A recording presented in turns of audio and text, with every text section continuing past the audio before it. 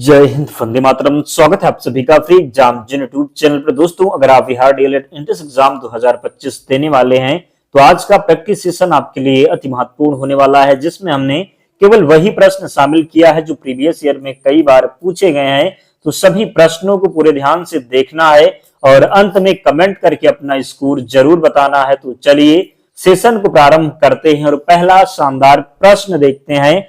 भारत में स्थित सक्रिय ज्वालामुखी का नाम क्या है? आपसे पूछा गया है कि भारत में स्थित सक्रिय ज्वालामुखी का नाम क्या है? रोसद्वीप, वैरनद्वीप, नीलद्वीप या फिर इनमें से कोई नहीं। तो जिसने भी सेकंड ऑप्शन वैरनद्वीप का चयन किया है सही उत्तर हो जाएगा। भारत में स्थित सक्रिय ज्वालामुखी का नाम क्या है? तो वैरनद्वीप इसका राइट आंसर हो जाएगा। दूसरा प्रश्न है, जलियांवाला बाग हत्याकांड के लिए जिम्मेदार माइकल उडायर की हत्या किसने की थी? सरदार उधम सिंह, भगत सिंह, चंद्रशेखर आजाद या फिर इनमें से कोई नहीं। तो जलियांवाला बाग हत्याकांड के लिए जिम्मेदार माइकल उडायर की हत्या किसने की थी? तो सही उत्तर हो जाएगा सरदार उधम सिंह ने। किसने? तो जलियांवाला बाग हत्याकांड के लिए जिम्मेदार माइकल उडायर की हत्या की थी सरदार उधम सिंह ने। और इसकी पीडीएफ के लिए आपको टेलीग्राम चैनल से जुड़ना होगा, लिंक डिस्क्रिप्शन बॉक्स में है, या फिर आप टेलीग्राम पर जाएंगे और सर्च करेंगे फ्री एग्जाम जोन, आपको चैनल मिल जाएगा, ज्वाइन हो जाना। वहां पर आपको सारी पीडीएफ मिल जाएगी। कम्युनिस्ट इंटरनेशनल के नेतृत्व हेतु चयनित किए जाने वाले प्रथम भारतीय कौन थे? आपसे पूछा गया है कि कम्युनिस्ट इंटरनेशनल के नेतृत्व हेतु चयनित किए जाने वाले प्रथम भारतीय कौन थे? सुभाष चंद्र बोस, जवाहरलाल नेहरू, मानवेंद्र नाथ राय या फिर सीजी कौर। तो सही उत्तर इसका हो जाएगा मानवेंद्र नाथ राय। क्या होगा? तो कम्युनिस्ट इंटरनेशनल के नेतृत्व हेतु चयनित किए जाने वाले प्रथम भारतीय थे मानवेंद्र नाथ राय। ध्यान रखेंगे, गलती नहीं करेंगे। अगला प्रश्न है, क्या था? पूछा गया है कि बाबर का वास्तविक नाम क्या था? खुर्रम, जहीरुद्दीन, नसीरुद्दीन या फिर इनमें से कोई नहीं। पूछा गया है कि बाबर का वास्तविक नाम क्या था? तो जहीरुद्दीन इसका सही उत्तर हो जाएगा। क्या होगा? तो बाबर का वास्तविक नाम था जहीरुद्दीन। ध्यान रखेंगे, गलती नहीं करेंगे। पांचवा प्रश्न है, पश्चिमी घाट और पूर्वी घाट की किसकी पहाड़ियों में मिलते हैं? पूछा गया है कि पश्चिमी घाट और पूर्वी घाट किसकी पहाड़ियों में मिलते हैं? तो सही उत्तर आपको बताना है शिवालिक, नीलगिरी, अमरकंटक या फिर इनमें से कोई नहीं। तो सही उत्तर हो जाएगा नीलगिरी। क्या होगा? तो पश्चिमी घाट और पूर्वी घाट किसकी पहाड़ियों में मिलते हैं? तो नीलगिरी में मिलते हैं। कहां पर? तो नीलगिरी इसका सही उत्तर होगा। अगला प्रश्न है, भूटान की सीमा इनमें से किस भारतीय राज्य से जुड़ी है? पूछा गया है कि भूटान की सीमा इनमें से किस भारतीय राज्य से जुड़ी है? असम, सिक्किम, पश्चिम बंगाल या फिर इनमें से एक से अधिक। तो आपको बताना है कि जो भूटान की सीमा है इनमें से किस भारतीय राज्य से जुड़ी है? तो सही उत्तर हो जाएगा असम से भी जुड़ी है, सिक्किम से भी जुड़ी है, पश्चिम बंगाल से भी जुड़ी है। तो इनमें से अधिक का जिसने भी चयन किया है, फोर्थ ऑप्शन, इनमें से अधिक का जिसने भी चयन किया है सही उत्तर हो जाएगा। ध्यान रखना है, गलती नहीं करेंगे। सातवां प्रश्न है, भारत निम्नलिखित में से किस गोलार्ध में स्थित है? आपसे पूछा गया है कि भारत निम्नलिखित में से किस गोलार्ध में स्थित है? उत्तरी और पूर्वी, दक्षिणी और पूर्वी, उत्तरी और पश्चिमी या फिर इनमें से कोई नहीं। तो भारत जो स्थित है ये उत्तरी और पूर्वी गोलार्ध में स्थित है। कहां पर? तो भारत जो स्थित है ये उत्तरी और पूर्वी गोलार्ध में स्थित है। ध्यान रखना है, गलती नहीं करना है। अगला प्रश्न है, इंसल वर्ग स्थलाकृति का निर्माण निम्न में से किसके कारण हुआ था? पवन के निक्षेपण क्रिया से, पवन के अपर्दन क्रिया से, हिमनद के निक्षेपण क्रिया से, इनमें से कोई नहीं।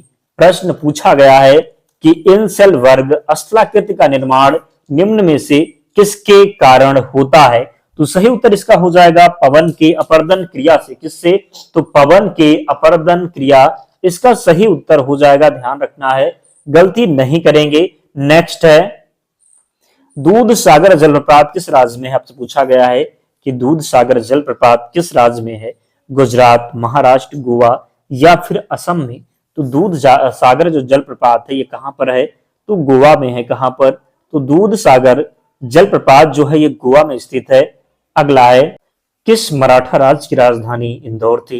गायकवाड़, पेशवा, होलकर या फिर इनमें से कोई नहीं। तो किस मराठा राज्य की राजधानी इंदौर थी? सही उत्तर हो जाएगा होलकर की। किसकी? तो होलकर की जो राजधानी थी ये इंदौर थी। अगला है कौटिल्य के अनुसार राज्य के कितने तत्व होते हैं, 4, 5, 6 या फिर 7। तो कौटिल्य के अनुसार जो है राज्य के 7 तत्व होते हैं। कितने? तो कौटिल्य के अनुसार राज्य के कितने तत्व होते हैं, तो 7 तत्व होते हैं। और जिन प्यारे दोस्तों ने अब तक वीडियो को लाइक नहीं किया है, आप सभी से विनम्र निवेदन है जल्दी से आप लोग वीडियो को लाइक कर दीजिए और चैनल को सब्सक्राइब करके जरूर हमारे साथ जुड़ जाइए। डेली अगर आप प्रैक्टिस सेशन में हमारे साथ जुड़ते हैं तो विश्वास रखिए एग्जाम में एक भी प्रश्न यहां से बाहर नहीं होगा।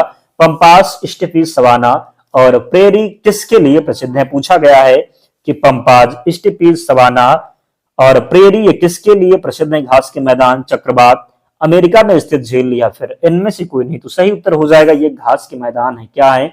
तो पंपाज, स्टेपीज, सवाना और प्रेरी ये सभी घास के मैदान हैं। अगला है सहायक संधि की प्रणाली को स्वीकार करने वाला भारतीय मूल का पहला शासक कौन था? ग्वालियर की सिंधिया, हैदराबाद के निजाम, पंजाब के दलीप सिंह या फिर पेशवा। आपको बताना है कि सहायक संधि की प्रणाली को स्वीकार करने वाला भारतीय मूल का पहला शासक कौन था? तो सही उत्तर हो जाएगा हैदराबाद के निजाम। क्या होगा? तो हैदराबाद के निजाम इसका राइट आंसर हो जाएगा। सहायक संधि की प्रणाली को स्वीकार करने वाला भारतीय मूल का पहला शासक कौन था? तो हैदराबाद के निजाम। अगला प्रश्न है समन्वयी धर्म दीन इलाही की स्थापना किसके द्वारा की गई? जहांगीर, बाबर, अकबर या फिर इनमें से कोई नहीं। तो समन्वयी धर्म दीन इलाही की स्थापना किसके द्वारा की गई? तो अकबर के द्वारा। किसके द्वारा? तो अकबर के द्वारा इसका सही उत्तर होगा। अगला है भारत के स्वतंत्र होने से पूर्व लगातार 6 वर्षों तक भारतीय राष्ट्रीय कांग्रेस के अध्यक्ष पद पर रहने वाले एकमात्र व्यक्ति कौन थे? मौलाना अबुल कलाम आजाद, पुरुषोत्तम दास टंडन, आचार्य जेबी कृपलानी, जवाहरलाल नेहरू। आपसे पूछा गया है कि भारत के स्वतंत्र होने से पूर्व लगातार 6 वर्षों तक भारतीय राष्ट्रीय कांग्रेस के अध्यक्ष पद पर रहने वाले एकमात्र व्यक्ति कौन थे? तो राइट आंसर हो जाएगा मौलाना अबुल कलाम आजाद। क्या होगा? तो मौलाना अबुल कलाम आजाद इसका सही उत्तर हो जाएगा। नेक्स्ट है निम्नलिखित में से कौन सा स्थल बौद्धों की तीर्थ स्थलों में से नहीं है? बोध गया, सारनाथ, ग्वालियर या फिर इनमें से कोई नहीं। तो बोध गया जो है ये भी बौद्धों का तीर्थ स्थल है, सारनाथ भी है, जबकि ग्वालियर नहीं है। तो राइट आंसर जिसने भी थर्ड ऑप्शन का चयन किया है सही उत्तर हो जाएगा। अगला है अलाउद्दीन खिलजी के शासनकाल में राज्य द्वारा निम्नलिखित में से किस प्रकार का कर नहीं लगाया गया है? पूछा गया है कि अलाउद्दीन खिलजी के शासनकाल में राज्य द्वारा निम्नलिखित में से किस प्रकार का कर नहीं लगाया गया था? लघु उद्योग पर कर, कृषि पर कर, आवास पर कर या फिर इनमें से कोई नहीं। तो सही उत्तर इसका होगा लघु उद्योगों पर कर। क्या होगा? तो अलाउद्दीन खिलजी के शासनकाल में राज्य द्वारा निम्नलिखित में से किस प्रकार का कर नहीं लगाया गया था? लघु उद्योग पर कर। अगला है संगाई त्योहार भारत के किस राज्य में मनाया जाता है? मणिपुर, मिजोरम, नागालैंड या फिर इनमें से कोई नहीं। तो संगाई त्योहार भारत के किस राज्य में मनाया जाता है? राइट आंसर होगा मणिपुर में। कहां पर? तो संगाई जो त्योहार मनाया जाता है ये मणिपुर में मनाया जाता है। नेक्स्ट है बिहार में अभ्रक की उपस्थिति मुख्य रूप से निम्न में से किस स्थान पर है? जमुई, जहानाबाद, अरवल या फिर समस्तीपुर। आपको बताना है कि बिहार में अभ्रक की उपस्थिति मुख्य रूप से निम्न में से किस स्थान पर है? तो राइट आंसर हो जाएगा जमुई में। कहां पर? तो बिहार में अभ्रक की उपस्थिति मुख्य रूप से निम्न में से किस स्थान पर है? तो जमुई में है। अगला प्रश्न है निम्न में से भारत का पहला संरक्षित वन कौन सा है? गिर राष्ट्रीय उद्यान, सतपुड़ा राष्ट्रीय उद्यान, जिम कॉर्बेट राष्ट्रीय उद्यान या फिर इनमें से कोई नहीं। तो निम्न में से भारत का पहला संरक्षित वन कौन सा है? तो सही उत्तर हो जाएगा सतपुड़ा राष्ट्रीय उद्यान। क्या होगा? तो भारत का पहला संरक्षित वन कौन सा है? तो सतपुड़ा राष्ट्रीय उद्यान इसका राइट आंसर होगा। क्वेश्चन नंबर 21 है उपभोक्ता आंदोलन के प्रवर्तक कौन माने जाते हैं? उपभोक्ता आंदोलन के प्रवर्तक कौन माने जाते हैं? राष्ट्रपति रूजवेल्ट, राल्फ नाडर, मोहम्मद यूनुस, इनमें से कोई नहीं। तो उपभोक्ता आंदोलन के प्रवर्तक कौन माने जाते हैं? तो राइट आंसर हो जाएगा राल्फ नाडर। कौन? तो राल्फ नाडर इसका सही उत्तर होगा। उपभोक्ता आंदोलन के प्रवर्तक माने जाते हैं राल्फ नाडर, जरूर ध्यान रखेंगे। नेक्स्ट है 2006 के बिहार पंचायत राज अधिनियम के अनुसार ग्राम पंचायत की स्थापना के लिए आबादी की शर्त क्या है? 5000, 7000, 1000 या फिर 2000। तो सही उत्तर होगा 7000। क्या होगा? तो राइट आंसर 7000 हो जाएगा। ध्यान रखेंगे। क्वेश्चन नंबर 23 है भद्रा वन्यजीव अभ्यारण्य किस राज्य में स्थित है? कर्नाटक, बिहार, केरल या फिर पंजाब। तो जब बात होगी भद्रा वन्यजीव अभ्यारण्य की तो सही उत्तर होगा कर्नाटक में। कहां पर? तो भद्रा वन्यजीव अभ्यारण्य कर्नाटक में स्थित है। क्वेश्चन नंबर 24 है, निम्न में से कौन से स्वतंत्रता सेनानी ने जेल की दीवारों पर महाकाव्य कमला लिखी? निम्न में से कौन से स्वतंत्रता सेनानी ने जेल की दीवारों पर महाकाव्य कमला लिखी? मदन मोहन मालवीय, वीडी सावरकर, शरत चंद्र, इनमें से कोई नहीं। तो क्वेश्चन नंबर जो 24 का है सही उत्तर हो जाएगा वीडी सावरकर। क्या होगा? तो वीडी सावरकर राइट आंसर होगा। निम्न में से कौन से स्वतंत्रता सेनानी ने जेल की दीवारों पर महाकाव्य कमला लिखी? तो वीडी सावरकर ने। 25 है, बिहार में पायराइट का विशाल भंडार कहाँ स्थित है? पश्चिमी सिंहभूमि क्षेत्र, कैमूर, रोहतास क्षेत्र, गया, इनमें से कोई नहीं। तो बिहार में पायराइट का विशाल भंडार कहाँ स्थित है? तो क्वेश्चन नंबर 25 को राइट आंसर हो जाएगा कैमूर, रोहतास क्षेत्र। क्या होगा? तो बिहार में पायराइट का विशाल भंडार कहाँ स्थित है? कैमूर, रोहतास क्षेत्र। बिहार में पायराइट का विशाल भंडार कहाँ स्थित है? तो कैमूर, रोहतास क्षेत्र। अगला है, बिहार में चीनी मिट्टी की उपस्थिति मुख्य रूप से निम्न में से किस स्थान पर है? पूछा गया है कि बिहार में चीनी मिट्टी की उपस्थिति मुख्य रूप से निम्न में से किस स्थान पर है? बेगूसराय, गया, भागलपुर, बांका या फिर समस्तीपुर। तो क्वेश्चन नंबर 26 का जो राइट आंसर है क्या हो जाएगा? तो भागलपुर, बांका हो जाएगा। क्या? तो बिहार में चीनी मिट्टी की उपस्थिति मुख्य रूप से निम्न में से किस स्थान पर है?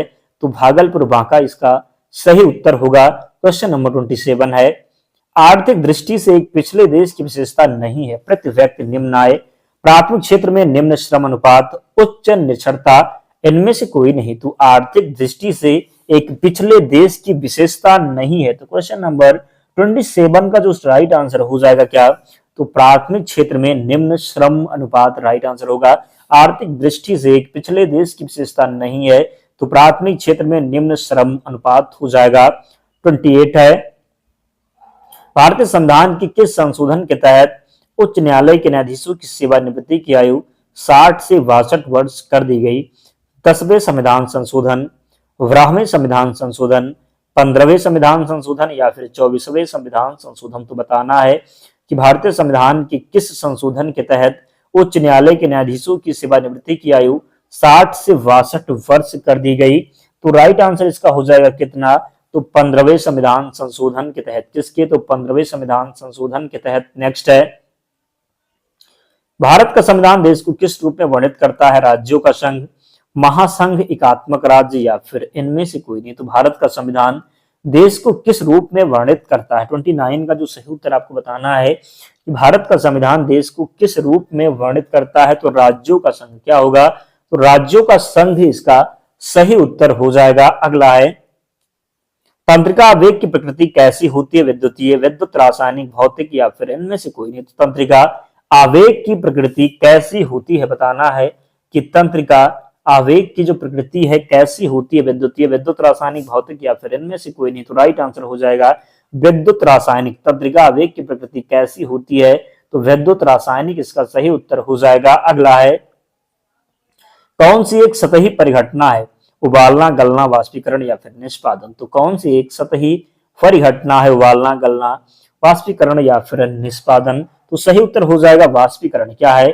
तो कौन सी एक सतही परिघटना है? तो वाष्पीकरण इसका सही उत्तर हो जाएगा। नेक्स्ट है, विकासवादी सिद्धांत के अनुसार हमारी संरचना किसके अनुरूप है? आपको बताना है कि विकासवादी सिद्धांत के अनुसार हमारी जो संरचना है किसके अनुरूप है? बंदर, जीवाणु, पिग्मी, चिंपांजी, इनमें से कोई नहीं। जो 32 का सही उत्तर होगा यह पिग्मी चिंपांजी हो जाएगा। क्या? तो विकासवादी सिद्धांत के अनुसार हमारी संरचना किसके अनुरूप है? तो पिग्मी चिंपांजी इसका सही उत्तर होगा। क्वेश्चन नंबर 33 है, निम्नलिखित में से कौन अक्रिस्टलीय है? ग्रेफाइट, कांच, साधारण नमक या फिर इनमें से कोई नहीं।